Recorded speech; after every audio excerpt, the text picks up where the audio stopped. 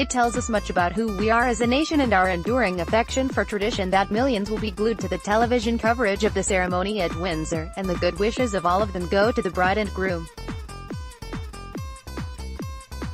The schedule for Prince Harry and Meghan Markle's big day at the ceremony also tells us that we are comfortable with how those traditions have gradually adapted themselves to an evolving, modern Britain which is at ease with diversity and inclusiveness, and that is further cause to celebrate today. Only a few years ago, it would have seemed unthinkable that an American of mixed race who also happens to be a divorcee, as Meghan is, should marry into the royal family. Not anymore. Now, the only reaction to her background or marital history is a resounding, "So what?" How healthy that is, and what a cause for rejoicing that stuffy, irrational prejudices have been blown away. That's another reason for people to wave the Union Jack in celebration, as a symbol not just of national pride, but as an emblem of welcome, openness and goodwill. Even by the standards of royal weddings, today is a notable occasion. It is not loaded with constitutional significance, as the marriage of Prince William and Catherine Middleton was in 2011, because that was the wedding day of the man born to be king and the woman who would be mother of a future sovereign. But Harry and Meghan's wedding is, in a different and important way, just as significant because it reflects the society over which William will one day reign.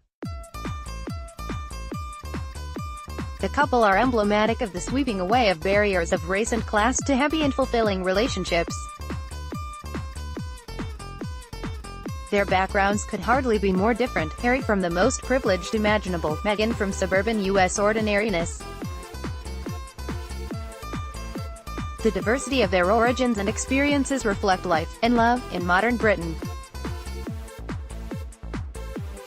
All over the country today, other couples from widely differing social and ethnic backgrounds will marry too.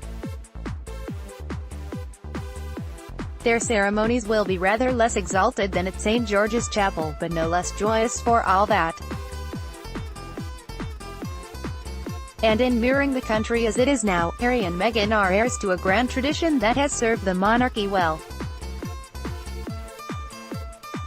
The royal family is at its best, and most potent as the ultimate symbol of reassuring stability, when it is closely in tune with the mood of the people. That applied during the Second World War when George VI was emblematic of Britain's resolve, and it still applies today, whether at times of national joy or grief, when words from the Queen capture how the country is feeling.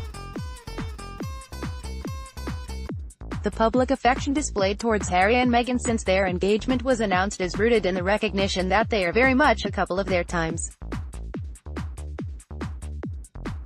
So it is too with William and Kate, and so it was 70 years ago when the young Princess Elizabeth and Philip Mountbatten were newlyweds, symbolic of a country determined to forge ahead into a bright new age.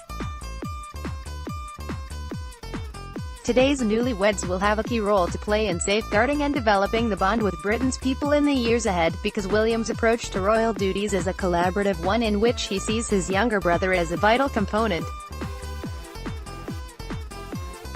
The closeness between William and Harry has long been apparent, and their reliance upon each other certainly grew more profound because of the tragic and untimely death of their mother, Diana, Princess of Wales. Their joint campaigning for better help for young people with mental health problems has been given authority by their willingness to talk about struggling to cope with such a terrible bereavement as children. This has placed Harry at the forefront of royal life. And it will place Meghan there too, alongside Kate, as the two couples become joint faces of forward-looking royalty. Though this might seem a different way of doing things for the royal family, it really is only an updating of tried and tested tradition that has served the institution well throughout the Queen's reign. The Duke of Edinburgh's definition of the family as the firm, an entity that reflects the life of the nation and is seen to be working for the good of the people, fits this dynamic new combination perfectly. Brothers, sisters-in-law, parents, aunts, uncles, a firm of four people that for all its privileges and duties fundamentally looks very like countless other families in Britain, of whatever background, race or religion, and is in tune with them. How shrewdly Harry and Meghan appreciate the need to do that has been demonstrated by the air of informality surrounding their wedding. Ordinary people have been invited to Windsor to participate, but the political establishment will be absent. For all its trappings, this is a wedding that is less a state occasion than a family one that reaches out towards the wider community.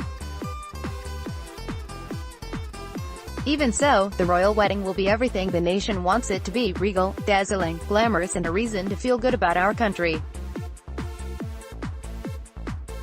But it will be something more, something that matters greatly in the long run, after the bunting and the Union Jacks are packed away until the next great royal occasion. Today sees royal tradition updating itself as we watch.